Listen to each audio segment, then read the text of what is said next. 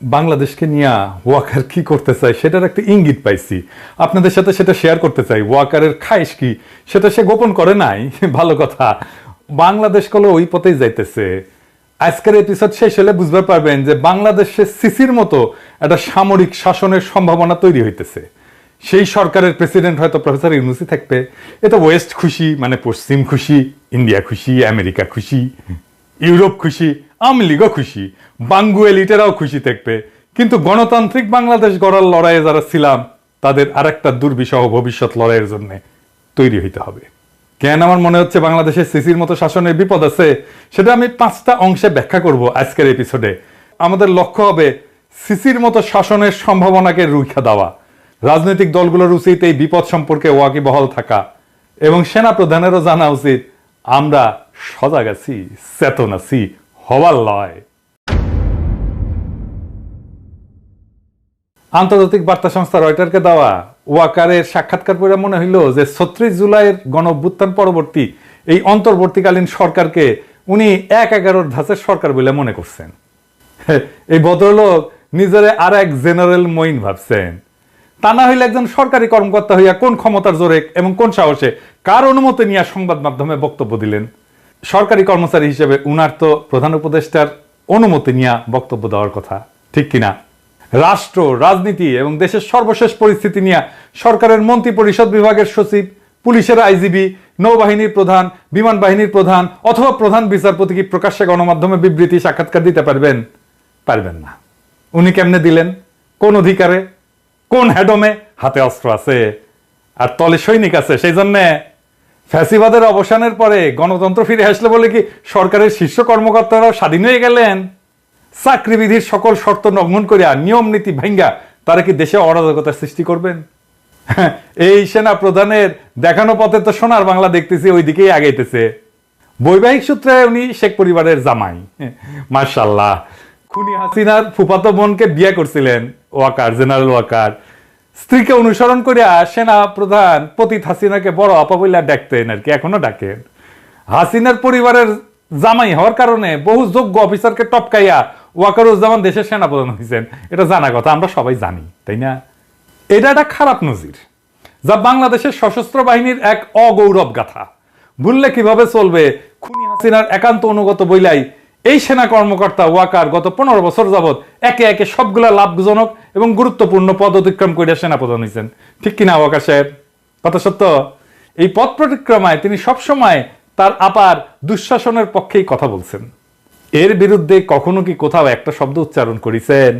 হ্যাঁ, ওই আমলে সকল কুখ্যাত জেনারেলদের সাথে তো মিলেমিশে থাকিছেন এবং গণ অভ্যুত্থানের পরেও তাদেরকে রক্ষা করার চেষ্টা চালায় গেছেন। রাজনৈতিকভাবে ফ্যাসিজমের পক্ষে 15 বছর যাবৎ ব্যবহৃত এই সেনা কর্মকর্তা 36 জুলাই ছাত্র জনতার গণবিস্ফোরণের আগের এবং পরের অভিন্ন সেনা প্রধান, তাই তো? নাটকীয়ভাবে কি বদলে যেতে পারেন? পারেন না। বলেন দেখি, আজ রাজনৈতিক প্রভাবমুক্ত সশস্ত্র বাহিনীর মতলববাজি তত্ত্বের এই প্রবক্তা ভয়ঙ্কর স্বৈরাচারিণী খুনি হাসিনা 15 বছরের দুঃশাসন আমলে কখনো কি একবারের জন্য কোথাও এমন কিছু কইছেন? তখন সারাক্ষণই ব্যস্ত ছিলেন ওই শাসন ব্যবস্থা অব্যাহত রাখার কুৎসিত ব্রতে। তখন তিনি তার আপা কুখ্যাত প্রধানমন্ত্রীর পদতলে সশস্ত্র বাহিনীকে রাখতে কখনো আপত্তি করেন নাই। কিন্তু এখন কেন তার এতই দরকার যে গণ অভ্যুত্থান থেকে উত্থিত গণরাজনীতির প্রভাব থেকে মুক্ত থাকার জন্য? এর কারণ বোঝার জন্য আইনস্টাইন হওয়ার দরকার নাই। ফ্যাসিজমের সকল সুযোগ সুবিধায় হুষ্টপুষ্ট হওয়া এমন সকল ব্যক্তি প্রতি দুঃশাসনের অভিন্ন অংশ ছিলেন, এটা আমরা ভুলে যাই নাই। জীবদ্দশায় তারা কখনোই বদলাবে না এবং বাংলাদেশে বসে সারাক্ষণই তাদের প্রভু ইন্ডিয়ার স্বার্থ রক্ষার মরণপট চেষ্টা চালায় যাবে। অব্যাহতভাবেই এসব চেষ্টা তারা চালাইতেছেন এবং এই অপচেষ্টা আরো শক্তিশালী করার জন্য বাংলাদেশ রাষ্ট্রের অর্থও এরা ব্যবহার করতেছেন। এই অফিসাররা দেশে বিদেশে নতুন এজেন্ট নিয়োগ করছেন এবং তাদের পক্ষে বয়ান বা কাহিনী তৈরি করার চেষ্টা চালাইতেছেন। হ্যাঁ, আমার পিছনে লেগে দিচ্ছেন অবশ্য অনেককেই, মাশাআল্লাহ। লাগান লাগান লাগান, দেখি কত লাগাইতে পারেন, কার কত বড় হেডম সেটা দেখা যাবে। লাগান না দেখি ওয়াকার সাহেব। দেশপ্রেমিক নাগরিকদের ভাবমূর্তি ক্ষুণ্ণ এবং ক্ষতিগ্রস্ত করার জন্য জোরে সোরে কাজও শুরু করছে। এই সমস্ত এর অশুভ ফলাফল স্বদেশবাসী অল্প কয়েকদিনের মধ্যে দেখতে পারবেন কলে। আমি কলে আগে থেকে কয়ে রাখলাম, তবে আমার পিছনে লেগে কিছু করবে পারবে না। লাগুক না, আমি তো চাই লাগে, লাগ দেখি কত ক্ষমতা। এবার আসেন দ্বিতীয় ইস্যুতে। ওয়াকার সাহেব ঘোষণা করলেন আগামী 18 মাসের মধ্যে সাধারণ নির্বাচন অনুষ্ঠিত হওয়া উচিত। বাহ, ভালো কথা। বাংলাদেশ সেনাবাহিনীর মাঝারি মানের এই অফিসার এককভাবে নিজের মতামত দিচ্ছেন বলে দেশপ্রেমিক তরুণ অফিসার এবং সৈনিকেরা কিন্তু মনে করে না। তরুণ অফিসার এবং সৈনিকেরা ওনারা আদ্যপান্ত জানেন, তাই মনে করেন ইন্ডিয়ার কুখ্যাত গোয়েন্দা সংস্থা র অথবা খুনি হাসিনার মতো কেউ তাকে পেছন থেকে নাচাইতেছে। আর একটা হইতে পারে উনি সবকিছু নায়ক হিসেবে নিজেকে জাহির করার লোভ সামলাইতে ব্যর্থ হইতেছেন, নাকি লোকটা নিজেকে জাতির সামনে একজন বিশ্বস্ত এবং গুরুত্বপূর্ণ ব্যক্তি হিসেবে আত্মপ্রকাশের চেষ্টা করতেছেন। ওই সাক্ষাৎকারটা যদি আপনারা পর্যালোচনা করেন নিবিড় ভাবে, তাহলে জরুরি কয়েকটা উপাদান কিন্তু পাওয়া যাবে। কি কি? 1 নাম্বার, সশস্ত্র বাহিনীর কর্তৃত্ব প্রেসিডেন্টের হাতে রাখার দাবি তুলে বলছেন তারা রাজনীতি থেকে দূরত্ব বজায় রাখতে চায়। এইটা সীমা লঙ্ঘনকারী, অনভিপ্রেত এবং বেআইনি এরকম প্রস্তাবের চাইতে রাজনীতি করার বড় দৃষ্টান্ত আর কি হইতে পারে? কারণ তিনি সহ একজনও সেনাপ্রধান বা চাকরিতে নিয়োজিত জেনারেল জঘন্য স্বৈরাচারিণী শেখ হাসিনার শাসনামলে অনির্বাচিত অবৈধ প্রধানমন্ত্রীর কর্তৃত্বের বাইরে যাইতে চাননি। চাইছেন কি ওয়াকার সাহেব? চান নাই। এখন কেন যাইতে চাইতেছেন প্রধান উপদেষ্টার বাইরে? তখন কি তাদেরকেও প্রতিরক্ষা বাহিনীকে রাষ্ট্রপতির কর্তৃত্বে দেওয়ার কথা বলছিলেন? আজ যেটা বলার রাজনীতি বিরোধী এবং গণস্বার্থ বিরোধী রাজনীতি, আপনি রাজনীতি করতেছেন ওয়াকার সাহেব। 2 নাম্বার, অন্তর্বর্তীকালীন সরকার যখন বলছে আগে সংস্কার পরে নির্বাচন, সেখানে সেনাপ্রধান এককভাবে 18 মাসের মধ্যে জাতীয় নির্বাচন অনুষ্ঠানের ঘোষণা করে দিলেন কিভাবে? এটা কি রাজনীতি করে না? তাতে কি সরকারি চাকরিবিধির গুরুতর লঙ্ঘন ঘটেনি? 3 নাম্বার, ওয়াকার সাহেব যখন বলে যে গণতন্ত্রের উত্তরণ ঘটা উচিত, তার মানে কি তিনি পরোক্ষভাবে বলতেছেন খুনি হাসিনার উৎখাতের দিন অর্থাৎ 5ই আগস্টের আগে বাংলাদেশে গণতন্ত্র ছিল? মানে ওয়াকার সাহেব নিজের অজান্তেই ফ্যাসিজমের পক্ষে কথা কইতেছেন। 4 নাম্বার, কিছু সামরিক কর্মকর্তা সাবেক প্রধানমন্ত্রী বা স্বরাষ্ট্রমন্ত্রী সরাসরি নিয়ন্ত্রিত সংস্থাগুলোতে কাজ করার সময় নিয়মের বাইরে গিয়া কিছু করতে পারেন বইলা এই সাক্ষাৎকারে সন্দেহ প্রকাশ করছেন জেনারেল ওয়াকার। ওয়াকার সাহেব মস্করা করেন আমাদের সাথে, হ্যাঁ, যেখানে সারা দেশের মানুষ নিশ্চিতভাবে জানে এই সকল সংস্থার দায়িত্ব পালনকারী শীর্ষ ব্যক্তি সহ অনেক অফিসারই নিয়মিতভাবে গুম, খুন, দস্যুবৃত্তির মতো ভয়াবহ বেআইনি কাজে জড়িত ছিলেন। 5 নাম্বার, প্রধান উপদেষ্টা জাতিসংঘের সাধারণ পরিষদের অধিবেশনে যোগদানের উদ্দেশ্যে রওনা হওয়ার সময় সাথে সাথে মিলায় প্রকাশিত হইল সেনা প্রধানের এই সাক্ষাৎকার। আর এতে দেখা যাচ্ছে যে লোকটা পরিপূর্ণভাবে ইন্ডিয়ান রাজনৈতিক অভিসন্ধির প্রতি সাই দিয়া নির্বাচনের সময়সূচি ব্যক্ত করতেছেন এবং পতিত সরকারপন্থী জেনারেলদের কিছু শর্ত অন্তর্বর্তীকালীন সরকারের সামনে তুলে ধরতেছেন। চাকরিবিধি লঙ্ঘন করে এমন ঔদ্ধত্যপূর্ণ আচরণের জন্য সেনা প্রধানের বিরুদ্ধে ডক্টর মোহাম্মদ ইউনূস কি কোনো শাস্তিমূলক ব্যবস্থা গ্রহণ করবেন? হ্যাঁ, পারবেন না উনি করতে। সেই জন্য আমি মনে করি যদি সেটা না করেন তাহলে তাকে এখন থেকে এই সমস্ত গণবিরোধী জেনারেলদের শর্তেই দেশ পরিচালনা করতে হবে। আমার প্রফেসর ইউনূসকে নিয়ে এইটা সবচেয়ে বড় অভিযোগ। কেন এটা আমি আবার বলবো, আবার আরো ব্যাখ্যা করে বলবো যে প্রফেসর ইউনূস সেনাবাহিনীর এই দুর্বৃত্তগুলো ইচ্ছা অনুসারে দেশ চালাইতেছে।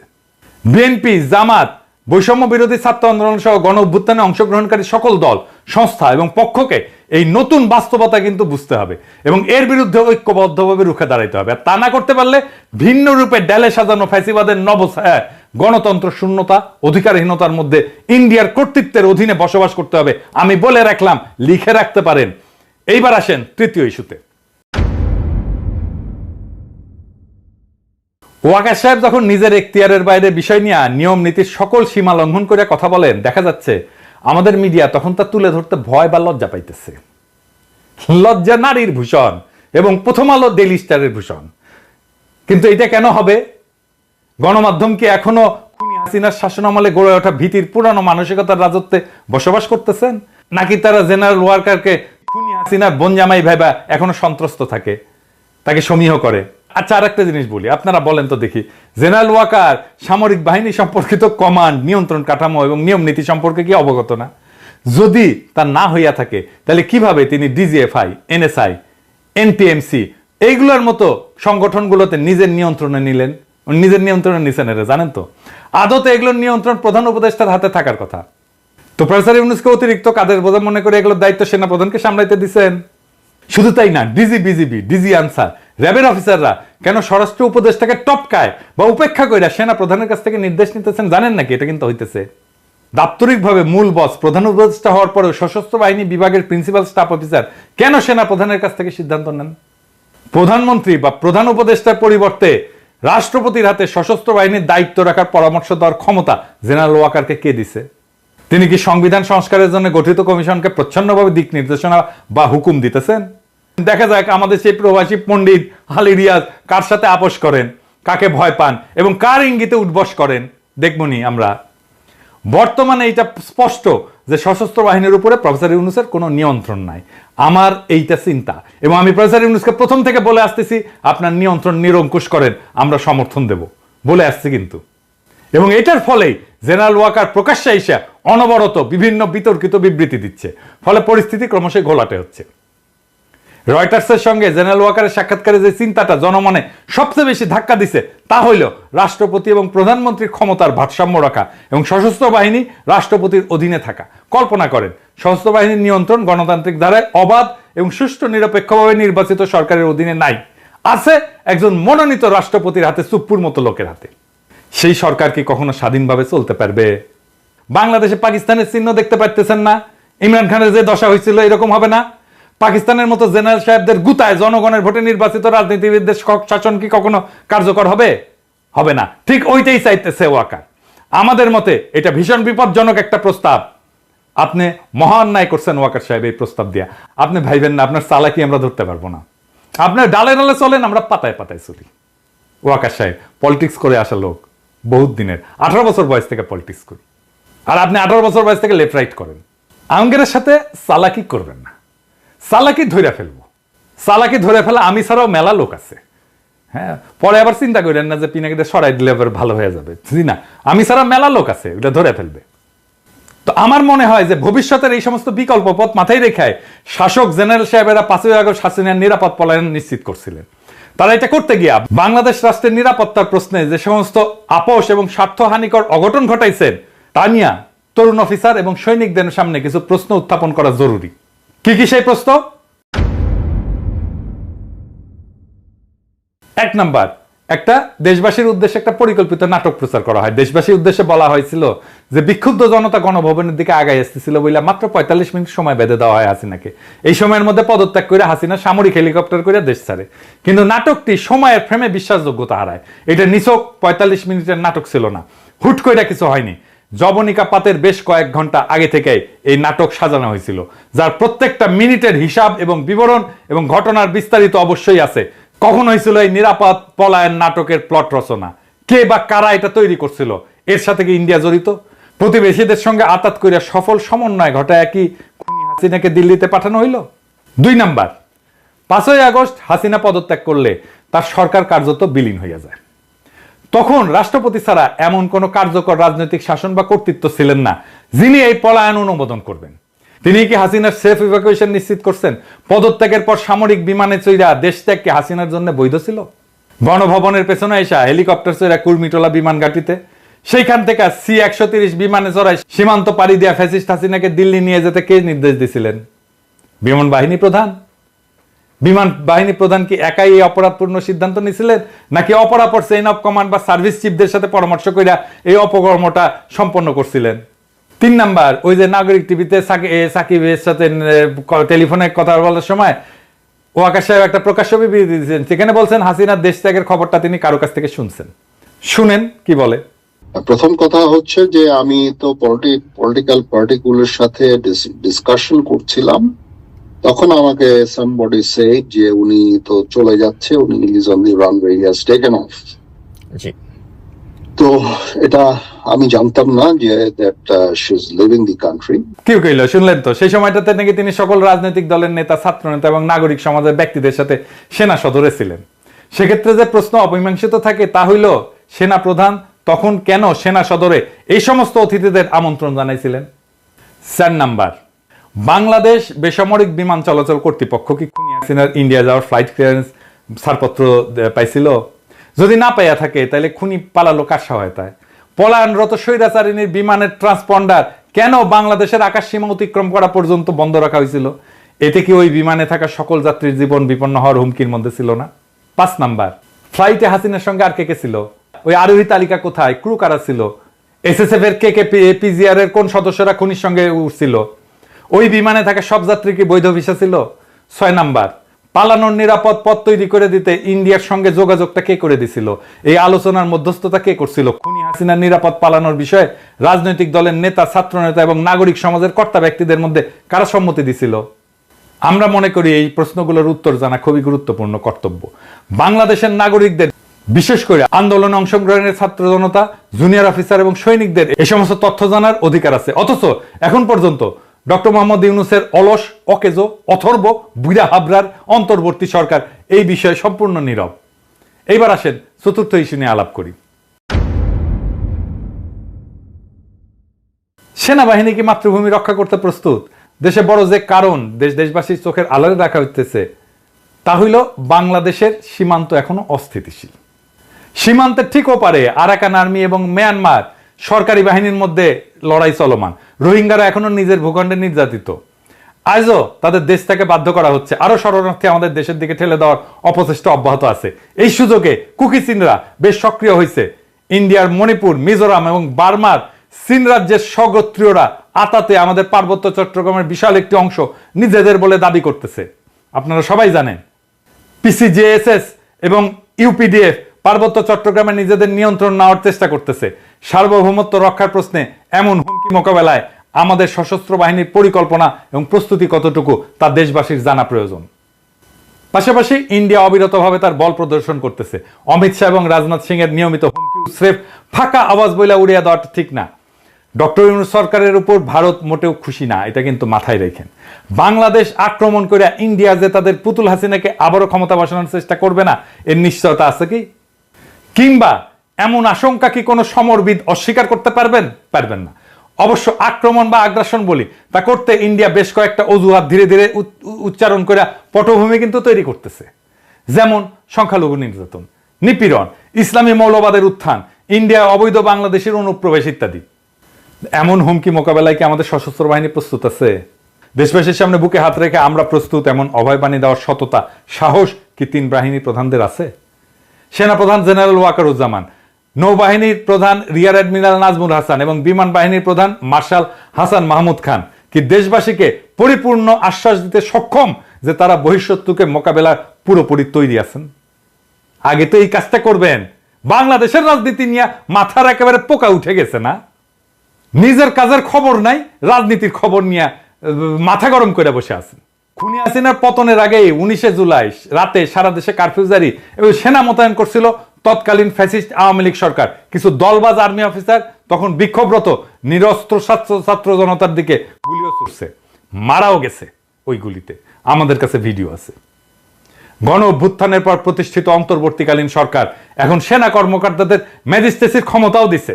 এমত অবস্থায় জেনারেল ওয়াকার সাহেব কি আমাদের আশ্বস্ত করতে পারবেন তথাকথিত জননিরাপত্তার কাজে দীর্ঘমেয়াদে সেনাবাহিনী মোতায়েন করে রাখার কারণে সেনাদের দেশ রক্ষার মনোবল, লড়াইয়ের পূর্ণ ক্ষমতা এবং দক্ষতা অক্ষুণ্ণ আছে কি? তিনি কি নিশ্চিত করবেন ওনারা সত্যিই রাজনীতি মুক্ত এবং এখন কেবলই দেশ সার্বভৌমত্বের অধিকার রক্ষায় বহিরাগত আগ্রাসন মোকাবেলায় প্রস্তুত? তিনি কি গ্যারান্টি দিতে সক্ষম আমাদের সেনাবাহিনীর প্রশিক্ষণ চক্র, কোর্স ক্যাডার, ইনডোর আউটডোর অনুশীলন, বিশেষজ্ঞ প্রশিক্ষণ সহ সকল পেশাদার কার্যক্রম স্থগিত বা কমানোর পরেও সেনাদের পেশাগত দক্ষতা বজায় আছে? শত্রুর বিরুদ্ধে লড়াই করার জন্য বাংলাদেশ কি উপযুক্ত দক্ষতা, প্রশিক্ষিত জনশক্তি, অস্ত্র এবং গোলাবারুদ আছে? সশস্ত্র বাহিনীকে দেশের আভ্যন্তরীণ নিরাপত্তার দায়িত্ব থেকে দ্রুত সরায় যুদ্ধের পর্যায়ে প্রস্তুত করতে কতদিন সময় লাগে তা কি তারা জানেন? তবে আমি দৃঢ়ভাবে বিশ্বাস করি সেনাপ্রধান জেনারেল ওয়াকারুজ্জামান জানেন দীর্ঘদিন ব্যবহার না করলে ধারালো অস্ত্রটাও মরিচায় ক্ষয় ধরে যায়। এইবার আসেন অ্যাডমিরাল মোহাম্মদ নাজমুল হাসান, আপনি কি জানাবেন আমাদের কতগুলো সমুদ্র উপযোগী সহায়ক কর্মক্ষম জাহাজ আছে? কয়টা কর্মক্ষমতার বাইরে আছে? কি যথেষ্ট অস্ত্র, গোলা বারুদ বা যুদ্ধের রসদ? জবাব যদি না হয় আপনি কি প্রতিরক্ষা উপদেষ্টাকে বর্তমান পরিস্থিতি এবং সক্ষমতা সম্পর্কে জানাইছেন? এই অবস্থার উন্নতি না হইলে শত্রুপক্ষের দ্বারা বাংলাদেশের কি হাল হইতে পারে, জয় হইতে পারবেন কিনা তা নিয়ে কি আলোচনা করছেন? আপনার নাবিকদের অপারেশনাল এবং প্রশিক্ষণের হাল হকিকত এবং মান কতটুকু? নৌপ্রধানকেই নিশ্চিত করতে হবে আমাদের সমুদ্র সীমা লঙ্ঘিত হইলে তারা দ্রুত সময়ের মধ্যে ব্যবস্থা নেবেন। ওই যে মনে আছে না, সেন্ট মার্টিন দ্বীপে বার্মান নৌবাহিনী 7 দিন ধরে গুলি বর্ষণ করার পর সেখানে নৌবাহিনীর জাহাজ পৌঁছেছিল 7 দিন পরে। এটা কিন্তু দেশবাসী জানে। এবার আসেন বিমান বাহিনীর প্রধান মার্শাল হাসান মাহমুদ খান, আপনি কি আমাদেরকে বলবেন কিভাবে আপনার বিমান আমাদের আকাশ মুক্ত রাখবে? কয়টা উড়বার পারে আর কয়টা পারে না? গত 1 বছরে আপনার অপারেশনাল পাইলটরা কি 30টা ফ্লাইং ঘন্টা আকাশে থাকতে পারছেন? আপনি কি মনে করেন বর্তমান সক্ষমতা নিয়ে শত্রুপক্ষের মুখোমুখি হইতে পারবেন? যদি না পারেন, আপনি কি ডক্টর মোহাম্মদ ইউনূসকে অবহিত করছেন? 3 বাহিনীর প্রধানকে বলতে চাই, এখন আমি কইলে অনেকে কয় আপনি কর কে, আমি কমু। শোনেন, শোনা লাগবি। আপনাদের প্রধান দায়িত্ব বহিরাগত আগ্রাসন মোকাবেলায় প্রস্তুত থাকা। সেই দায়িত্ব ভুলায় বা এড়ায় দেশের আভ্যন্তরীণ জননিরাপত্তার কর্মে, শ্রমে এবং বাহবায় খুশি হওয়া কি পেশাদার সেনার কাজ? দেশ আক্রান্ত হইলে আপনারা কিন্তু ক্ষমা পাইবেন না। অতীতে সশস্ত্র বাহিনীর প্রধানরা দেশের অভ্যন্তরে বেসামরিক নাগরিককে যতটুকু সহায়তা দরকার ততটুকু কইরা দ্রুত নিজেদের ব্যারাকে ফিরতে দেরি করেন নাই কিন্তু। আপনারা দেখাচ্ছেন ভিন্ন আর এক আচরণ। আপনারা দীর্ঘ সময় নিজ নিজ বাহিনীকে সেনানিবাসের বাইরে রাখতে এবং নিজেরা থাকতে চাইতেছেন। খুব মজা, তাই না? এখনো বহু বিচিত্র লেনদেনের ভাগিদার হওয়া যাইতেছে, তাই না? আমরা খবর রাখি কলে, হ্যাঁ আমরা খবর রাখি। নেহায়েত ভদ্রতা কইরা কই না, নেহায়েত ভদ্রতা কইরা কই না। আমি কলে কইছিলাম কয়েকজনের আমল নামা কিন্তু প্রকাশ করে দেব, এখনো করি নাই, হাতে রাখিছি। সবকিছু দেখাই দিলে তো সবই শেষ, তাই না? তরুণ অফিসার এবং সৈনিকদের আমি বলি, আপনারা নিশ্চয়ই জানেন, তারপরেও বলি, বেসামরিক নাগরিকদের সাথে মিশে যাওয়া এবং তাদের সাথে বাধাবন্ধনহীন ভালো মন্দের গণ আচরণে সংক্রমিত হইয়া অতীতে একাধিকবার সেনাবাহিনীর ইমেজ সংকট কিন্তু দেখা দিছে। এবারও তেমন একটা কিছু কিন্তু ঘটতে যাইতেছে। অকার্যকর পুলিশে অজুহাত ব্যবহার করা হইতেছে সেনাবাহিনীকে অনির্দিষ্টকালের জন্য মোতায়েন রাখার অভিপ্রায় থেকে, যা মেনে নেওয়া কিন্তু যায় না। আমরা মনে করি খুনিরা আড়ালে আছে বলে পুলিশ এখনো ভীত। খুনি শেখ হাসিনার শাসনামলে ইন্ডিয়ার শিকড় কতটা বিস্তৃত হয়েছিল পুলিশ বাহিনীর সকল সদস্যই সেটা জানতেন। আমরা মনে করি তারা সেটা নিয়েও বিচলিত। যতদিন দেশের অভ্যন্তরে জননিরাপত্তার কাজে সেনাবাহিনী মোতায়েন থাকবে ততদিন পুলিশ নিজের পায়ে দাঁড়াইতে পারবে না, তারা গা ছাড়া দিয়া থাকবে। তারা একটু গুছায় ওঠা মাত্রই সেনাবাহিনীকে নিজেদের কাছে ফিরাই নিয়ে যেতে হবে। আমরা পুলিশকে মোটিভেট করব আসার জন্য, পুলিশের মনোবল বাড়াবো দরকার হইলে। সেনা প্রত্যাহার করা হলে পুলিশ ঠিকই অ্যাকশনে যেতে পারবে। ভাবসাব দেখে মনে হইতেছে অন্তর্বর্তীকালীন সরকার সেনাবাহিনীকে মাঠে রেখা বেশ খুশ মেজাজে আছে। তারা হয়তো চাইতেছে দেশ রক্ষা বাহিনীর সমাজ রাজনীতির বিভিন্ন নোংরা আবর্জনা এবং জঞ্জালের মধ্যে জড়ায় সরকারকে কলঙ্ক মুক্ত রাখবে। আহারে, এই হইতেছে প্রফেসর ইউনূসের সরকারের বুদ্ধি। উপদেষ্টাদের বুদ্ধি হচ্ছে এই লেভেলে। সশস্ত্র বাহিনী বলছিল না যে 632 জনকে অঘোষিতভাবে লুকায় রাখা এবং পতিত সরকারের কয়েক হাজার খুনি, দাগী অপরাধী, দুর্বৃত্তকে দেশব্যাপী সেনা ছাউনিতে নিরাপদ আশ্রয় দিছিল। এর জন্য কিন্তু দেশবাসী বিস্মিত এবং ব্যথিত হয়েছিল। পতিত ফ্যাসিস্ট সরকারের বিভিন্ন পর্যায়ের নেতা নেত্রী, সংগঠক, কর্মকর্তাদের নিরাপদে দেশান্তরিত হওয়ার সকল ব্যবস্থা যে সশস্ত্র বাহিনীর একদল শীর্ষ কর্মকর্তা করে দিচ্ছেন তা যেই না জনগণ ক্ষুব্ধ হয়ে উঠছে। কলঙ্কজনক এমন ভয়াবহ ঘটনার কারণে সশস্ত্র বাহিনীর এই 3 প্রধানের প্রতি মানুষের সকল আস্থা ধুলায় মিশে গেছে। ফ্যাসিস্ট সরকারের পতনের পর 3 বাহিনী প্রধানের প্রত্যেকটা পদক্ষেপ থেকে বোঝা যায় সশস্ত্র বাহিনীর বর্তমান নেতৃত্ব দেশপ্রেমিক ভূমিকা রাখতে অক্ষম। দলবাজ, অযোগ্য, অদক্ষ, দুর্নীতিপরায়ণ কর্মকর্তাদের অবসারিত কইরা প্রথমেই তাদের উচিত ছিল আগাছা নির্মূল করা। বিড়াল মারতে হয় প্রথম রাতে, তারপর স্বচ্ছ একটা ব্যবস্থা প্রবর্তন করে দ্রুত সকল শূন্য পদ এবং র্যাঙ্ক পূরণ করা। আমি মনে করি এই ক্ষেত্রে অবসরপ্রাপ্ত সেনা কর্মকর্তা এবং যাদেরকে চাকরি থেকে বাধ্যতামূলক অবসর দিচ্ছেন তাদেরকে পুনর্নিয়োগ এবং চুক্তিভিত্তিক নিয়োগ করা যাইতে পারে। কিন্তু দুঃখজনকভাবে 3 বাহিনীতে দেখা যাচ্ছে ফ্যাসিস্ট শাসনের অনুগামী অফিসারদেরকে এখনো সব পদে বহাল রাখা হয়েছে এবং অনেককে পদোন্নতিও দেওয়া হচ্ছে। অতি দ্রুত এই সমস্ত বন্ধ কইরা এর বিপরীত ধাতা প্রবাহিত যদি না হয় তাহলে যা চলতেছে তার রুখে দাঁড়াইতে হবে তরুণ অফিসার এবং সৈনিকদেরকে। আপনারা আমাদেরকে পাশে পাবেন, জনতাকে আপনাদের পাশে পাবেন, আমরা সে ব্যবস্থা করব। এবার আসেন প্রফেসর ইউনূসের প্রসঙ্গ। জাতিসংঘের সাধারণ পরিষদের বক্তৃতায় প্রফেসর ইউনূস গণ অভ্যুত্থানে সশস্ত্র বাহিনীর ভূমিকাকে অতিরঞ্জিত এবং ভুলভাবে উপস্থাপন করে একে যতই মহিমান্বিত করার চেষ্টা করেন না কেন, তা যে দেশের গণতন্ত্রায়নের জন্য আত্মঘাতী হচ্ছে তা মানুষ অচিরেই বুঝতে পারবে। প্রফেসর ইউনূসের এটা একটা দোষ, বড় দোষ। এই যে ছাত্রদেরকে মাথায় তুললো, এখন সেনাবাহিনীকে মাথায় তুলছে, যার হাতে শক্তি তারই মাথায় তোলে, বুঝছেন? এটা সমস্যা না?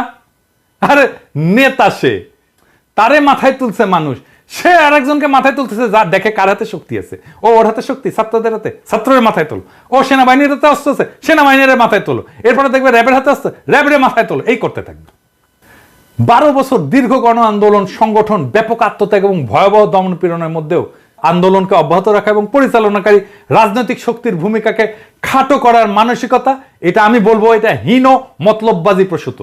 খুনি হাসিনার অনুগ্রহ উপভোগকারী প্রতিবেশী রাষ্ট্রের প্রতি অনুগত রাজনৈতিকভাবে অসৎ গুটি কয়েক শীর্ষ সামরিক কর্মকর্তা অর্থাৎ অশুভ এই শক্তির প্রতি আনুগত্য প্রদর্শন ছাড়া এমন বক্তব্যের ভিতরে অন্য কোনো সারবত্তা নাই। প্রফেসর ইউনূস সশস্ত্র বাহিনীর ক্ষমতা তার পিছনে সংগঠিত কইরা দেশের চলমান অরাজনৈতিক শাসন ব্যবস্থা যে দীর্ঘায়িত করতে চাইতেছেন সেই ইঙ্গিত মিথ্যা দিয়া সত্য গোপন করার এই বক্তব্যের মধ্যে লুকায় আছে। ডক্টর মোহাম্মদ ইউনূসকে বুঝতে হবে আমরা কেন ইন্ডিয়ার আগ্রাসনের হুমকির কথা তুলছি। প্রতিবেশীদের প্রতি নত জানু বাংলাদেশের সশস্ত্র বাহিনীর বর্তমান নেতৃত্ব আত্মসমর্পণের পথ বেছে নেবে। এরা পরিশ্রমকে ভয় পায়, এরা শত্রুকে মোকাবেলা করতে চায় না, মালগুলা নানা সুযোগ সুবিধার দুর্নীতিতে আকণ্ঠ ডুবে গেছে। এই জন্য এরা দেশকে পুনরায় প্রতিবেশীদের কোমল বা প্রচ্ছন্ন নিয়ন্ত্রণের আওতাধীন করে ফেলবে এবং ইসলাম বিদ্বেষী পশ্চিমা সেকুলারিজমের তত্ত্বের ছায় পুনর্বাসিত হবে নব্য আওয়ামী লীগ। বিনিময়ে আপনাকে হয়তো ঘুষ হিসেবে দেওয়া হবে প্রফেসর ইউনূস দেশ শাসন এবং কর্তৃত্বের দীর্ঘস্থায়ী স্বাদ। প্রধান উপদেষ্টা যদি না জানেন এটা তার ব্যর্থতা। সশস্ত্র বাহিনীতে ফ্যাসিস্ট আওয়ামী লীগের স্বার্থ সংশ্লিষ্ট কর্মকর্তারা শপথে অটুট, অক্ষত এবং অক্ষুণ্ণ অবস্থায় আছে। এক একটা দিন যাচ্ছে আর জেনারেল ওয়াকার নিজের কর্তৃত্ব সুসংহত করতেছেন। যদিও দেশে বিদেশে প্রভাব প্রতিপত্তি ডক্টর মোহাম্মদ ইউনূসের ধারে কাছেও নাই ওয়াকারের, তবে শাসক হিসেবে এই সরকার প্রধানের ব্যক্তিত্বে যে বড় ধরনের সমস্যা আছে তা উনার গত 8 সপ্তাহের শাসনে কিন্তু বোঝা গেছে। আরো উপলব্ধি করা গেছে যে সেনা নেতৃত্বের দিকে ঝুঁকে পড়া উনার শাসন বেশ নড়বড়ে এবং ভঙ্গুরি থাকবে, যা বাংলাদেশকে স্থিতিশীলতা দিতে পারবে না। আর সেটাই ইন্ডিয়ার চাওয়া। এমন আয়োজনকে তার ধরে রাখতে তারা সমর্থন যোগাবে।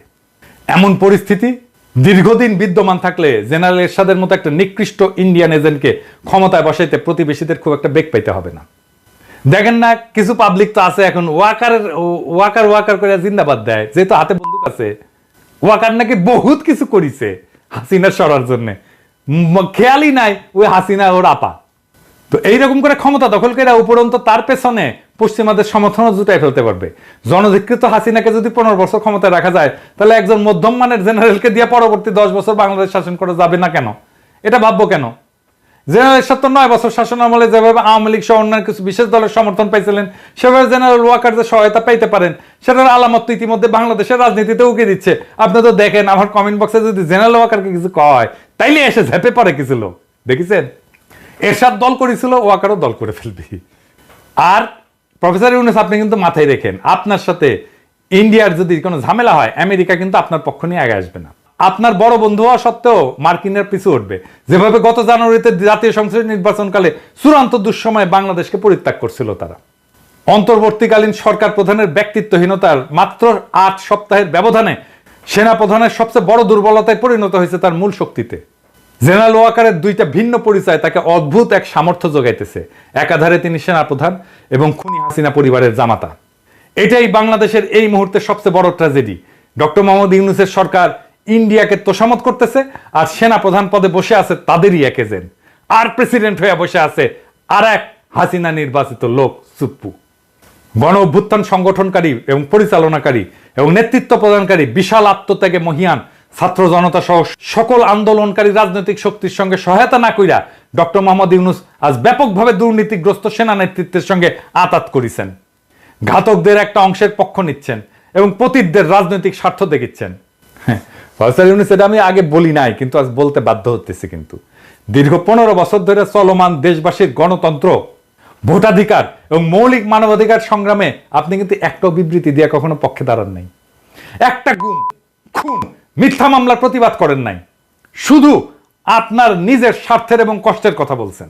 গণ অভ্যুত্থানের পরবর্তী সময়ে আপনারা ধরে আনা হয়েছিল, ধার করে আনা হয়েছিল, ধার করে ধরে আনা যুগ পরিবর্তন করার তীব্র আকাঙ্ক্ষায় তাড়িত গণমানুষের একটা সরকার গঠন করা ইচ্ছা পোষণ করছিল দেশের মানুষ। কিন্তু এই সরকার বিপ্লবের আকাঙ্ক্ষাকে ধারণ করতে পারে না, সরকারও পরিচালনা করতে পারে না। এইটা প্রমাণিত হয়েছে আজ বাংলাদেশের ইতিহাসের ঘটমান বেদনাদায়ক এবং করুণ কাহিনীর সাক্ষী হওয়া একজন মানুষ হিসাবে আমাদের বারে বারে জনপ্রিয় একটা প্রবচনের কথা মনে পড়তেছে, তোলা দুধে পোলা বাসে না।